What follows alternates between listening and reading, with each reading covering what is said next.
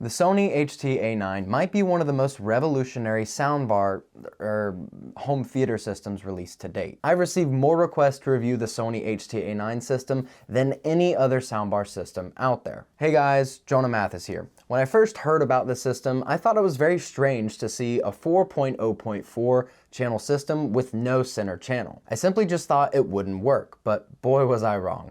Let's check it out. The Sony HT-A9 system is quite simple. There are 4 wireless speakers that link to a control box. The control box has 2 HDMI ports on the back, along with power, Ethernet, and a 3.5mm S-center output for connecting to newer Sony TVs. A USB port is also present, but is only used for servicing the unit. The control box has a single HDMI in and HDMI out /eARC port. It supports HDMI 2.1 by the way, so you can get 4K 120Hz pass-through and 8K 60Hz pass-through. This system includes a plethora of other features like Chromecast, Spotify Connect, AirPlay 2, Google Assistant and Alexa support, Bluetooth, a dedicated app, an integrated user interface, and support for Dolby Atmos, DTS:X, and LPCM audio. That's a lot. As you can see, this system is packed full of top-of-the-line features. One of the best features that Sony has introduced, in my opinion, is the built-in user interface. I first tested this with the Sony HT-A7000 soundbar, and I was blown away by the ability to control each and every aspect of this system. Once again, Sony has added the same UI into the HT-A9. I have not seen many other soundbars or audio systems that include a feature like this, and it sure does stand out because of it. In fact, when it comes to the system's features, it really does deliver almost everything you would need. For all the music lovers, one of the awesome features that the HT-A9 offers is Sony's 360 reality audio, which you can stream on TIDAL, who's been kind enough to sponsor this video. TIDAL is a global music streaming platform bringing fans closer to artists through unique experiences and the highest sound quality. I used TIDAL for a lot of music testing with this system and many other systems in the past, and I'll be using it more in the future, as you should too. What really makes TIDAL stand out is the ability to stream audio in lossless formats. This creates a much more enjoyable streaming experience with any audio equipment that you're using, whether it be a good pair of headphones, a soundbar system, home theater system, etc. If you don't have TIDAL, you probably haven't experienced true high-fidelity music while streaming. You'll have access to over 80 million songs and 350,000 videos ad-free. If you're interested in trying out TIDAL, check out the link in the description. With this limited time offer, you can enjoy 3 months of their Hi-Fi plan for $1 or 3 months of their Hi-Fi Plus plan for $2. With the Hi-Fi Plus plan, you'll get master quality audio, Dolby Atmos music, Sony 360 reality audio, and Hi-Fi music all in one place. This is a global offer, by the way, so you can enjoy TIDAL music anywhere and everywhere. Also, up to 10% of your subscription is directed towards the artists you listen to the most. TIDAL pays out higher royalties than other streaming platforms, whether they're mainstream or indie artists. Again, if you're interested in using TIDAL, check out the link in the description down below. Before I go much further, I just want to touch on the setup process and what that looked like for me. Once again, Sony made it quite simple for the system to pair up and be ready for use. All of the speakers automatically linked to the control box. Then it ran the sound field optimization process. This literally took all of a few minutes. Later on, I wanted to move the speakers around and add the Sony SA-SW5 subwoofer. This process was a bit different, but far from difficult again. Sony offers 2 different options for wireless subwoofers, the larger 300-watt SA-SW5 or the smaller 200-watt SA-SW3. To connect a wireless subwoofer or reconnect the speakers, just navigate to the advanced settings and perform the manual linking process. Linking them manually is a bit different, and I had to press the link button on the bottom of each speaker until they display on the TV that they're connected. The same process goes for the subwoofer. It's very simple. After that, I initiated the sound field optimization again. Essentially, you should run the sound field optimization anytime you move any of the speakers. I don't know exactly what it's doing, but it makes a massive difference with how this system sounds. Initially, before I even tested the system, I had some concerns. I thought that the lack of a center channel speaker would cause the dialogue to be not as clear and a little difficult to understand, or at least hurt the front left and front right channels' performance because they now share the burden of playing dialogue. But to my surprise, it handles the dialogue extremely well. It's really quite impressive. Now, I wish I had a compatible Sony TV to test the center channel output feature, but unfortunately, I wasn't able to do that. In many reviews that did include a compatible compatible Sony TV, there was no surprise that the TV just doesn't act as a great center channel speaker. In most cases, the Phantom center channel did a much better job. My good buddy, B the Installer, said if you use any TV as a center channel, it needs to be one of the Sony OLED TVs. In particular, he used the A90J and saw pretty good results. The overall consensus was to ensure the front left and front right speakers were facing straight so that the center channel from the A90J could be heard. This way, you'll have a clear distinction between the TV center channel outputting dialogue and the rest of the system. And for Sony TVs that don't have acoustic surface audio, it's just not worth using because the TV's internal speakers are just not very good. So for my audio testing, I did my usual rounds of watching Ford vs. Ferrari, Avengers Infinity War, John Wick, and other Dolby True HD movies. I was also catching up on season 1 of The Mandalorian, so I got a lot of time in with the system in a relatively short period of time. This system thoroughly blew me away with how good it sounds. I just love how balanced this system sounds compared to other high-end soundbar systems. Let me explain. With most high-end soundbar systems, the audio is typically very front-heavy, where most of the sound is coming from many high-quality speakers located in the soundbar. Then you usually have 2 lower-quality surround speakers with less speaker drivers that are typically not as well built as the soundbar itself. This can make it very difficult for everything to sound cohesive and like it fits together perfectly. Well, in the HT-A9 system, all 4 of the wireless speakers are exactly the same, besides the labels on the bottom. This makes the system sound extremely balanced and even throughout any movie or TV show that you're watching. Even without a subwoofer, the low end isn't bad at all. The good thing is that the speakers aren't trying to push themselves too far to play the lower end frequencies. If you aren't super big into bass or don't want to upset any close neighbors, then you could definitely get away with not adding in a subwoofer. However, personally, I wouldn't want to use a system without a subwoofer because it makes such a dramatic difference with how it sounds.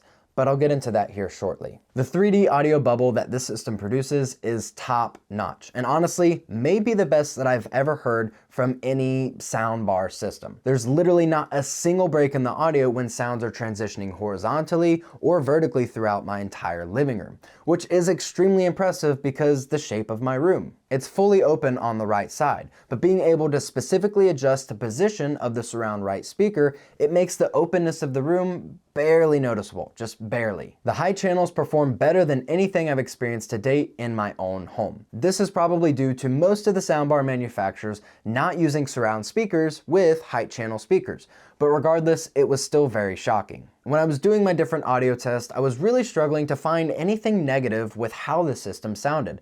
I don't really have any complaints. The main thing I noticed that was a little jarring at first was when I separated the front speakers really far apart. Of course, this is nowhere near the ideal or optimal position. I wanted to test the limits of the room calibration technology built into this system. It was really strange to have the Phantom Center being created by speakers so far apart from each other. Your brain can tell that the dialogue is coming from the front left and front right rather than generally in front of you. Other than that, the only small complaint I would have is the lack of a strong low end. But again, this problem is completely solved by adding the SW5 sub. The Sony engineers did an amazing job with the room calibration and audio processing for this system. It's unbelievable that it works as well as it does. When it comes to the music quality, it's equally as impressive as it was in the movie testing.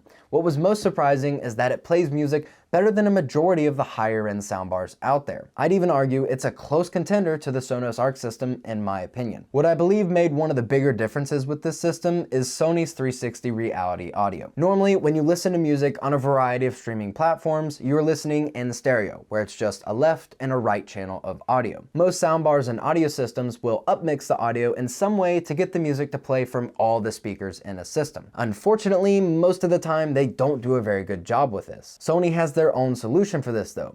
There's a setting on the system called Immersive Audio Enhancement. When listening to music with the Immersive AE off, it's just playing from the front 2 speakers. It's okay, but nothing to write home about. But when you turn Immersive AE on, it processes the audio and plays it from the 2 surround speakers and utilizes the upward firing speakers. Most of the time, it sounds really good. There are some songs that kind of sound a little off, but it's not jarring or uncomfortable to listen to. Then there's Sony's 360 reality audio, which is very similar to Dolby Atmos music, which I talked about in my previous video about Dolby Atmos in general. If you're streaming with TIDAL, you'll have access to tons of different 360 reality audio tracks as well as standard music with higher bit rates than many other platforms. The 360 reality audio tracks surround and immerse you, just like Dolby Atmos does, and a majority of the songs sound really good with this system. I had previously tested this type of music on the Sony HT-A9, but it wasn't nearly as impressive. There's a song called Groove Train by the Soul Rebels that has tons of different instruments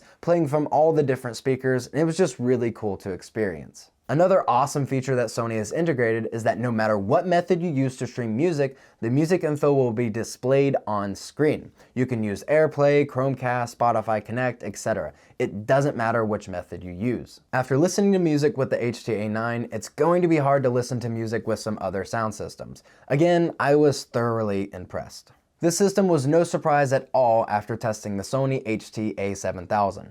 The HT-A9 has a near identical user interface, uses the same app, and has exactly the same remote. By all means, that's not a bad thing though. After all, if you've seen my video on the HT-A7000, you'll know how much I praise Sony for doing something different. The most significant step up from other systems that they have right now is the user interface. And yes, I know I've mentioned it a lot, but for an excellent reason. It will make a world of difference for just about any generation. In the next few years, I'm sure we'll see the other audio giants follow in Sony's footsteps and integrate a UI as well. It has worked so well for them so far, and trust me, some other systems could use a revamp with how user-friendly they are. As far as improvements, I'd love to see the app get a facelift. It seems that Sony put so much emphasis on their user interface that the app kinda got left behind. For starters, it looks like an aftermarket app and doesn't even have the Sony logo on it. It still works though and does exactly what you need it to do. It's far from pretty, but I'd take functionality any day. Another downside is the connectivity. It wasn't a huge issue for me, but it did struggle once in a while.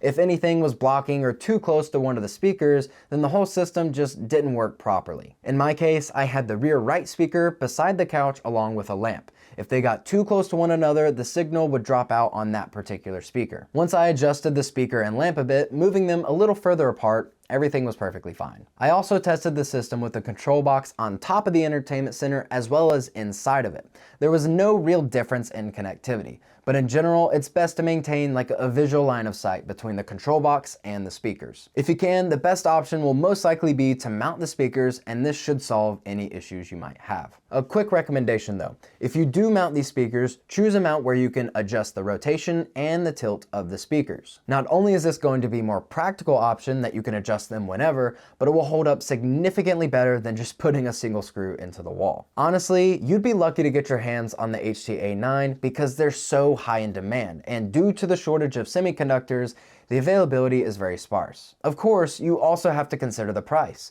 The price started at $1,800 when it was released, and now it's a whopping $2,000. And if you consider adding the SW5 subwoofer, it gets a bit crazy, to the tune of $2,700, which I definitely think it's worth adding a subwoofer, but of course you can add it whenever you want. You don't have to purchase it with the HT-A9. In terms of the prices for other high-end soundbar systems, the Sonos Arc Surround Set is now $2,086, and the Samsung HW-Q950A can be found for $1,600 and even cheaper during holidays. So the HT-A9 definitely isn't competitive at its price point. But also keep in mind that the Sonos One SLs don't have upward firing speakers. Other systems don't have many of the features that this one has, and Sony's 3D audio performance is absolutely incredible. Before I would personally spend $2,000 on the HT-A9, I'd be tempted to hold off until a price drop. Even though that's the case for me, I still think the system's worth every penny. I know that'll likely be one of the most controversial statements most may disagree with, but I was incredibly impressed with the performance from top to bottom. Some of you may think that's still very high, which believe me, it is. $2,000 is no joke, but I think it definitely delivers. Nevertheless, if you can save money, then that's always going to be the priority. After all, we don't see new sound systems from Sony too often, so waiting for a new product to come out in order for this price to drop is very unlikely, maybe in a few years. And with the lack of stock and materials needed to build these types of systems, it's even more unlikely. So my recommendation is to just hold off until Black Friday, Cyber Monday, or any other holidays to purchase this system or any other high-end systems for that matter. Either way, if you decide to get the HT-A9 now or next month, be sure to check out TIDAL and their current promotion by clicking the link in the description. I've already signed up and you should too, especially with this limited time offer of 3 months of the Hi-Fi plan for $1 or 3 months of the Hi-Fi Plus plan for $2. It's a really, really good deal. Once again, a big thank you to TIDAL for sponsoring this video. If you want to help support my channel and get a great deal at the same time, be sure to check it out. I hope you guys enjoyed this video. I've been wanting to get this video out for a long time now, but I really just couldn't get my hands on the HT-A9 system, but here it is. So if you enjoyed it, I really appreciate if you click the like button, subscribe to the channel if you're not already, and if you have any questions or you want to suggest another system for me to review, leave a comment down below. Thank you all for watching, and I'll see you in the next one. Bye.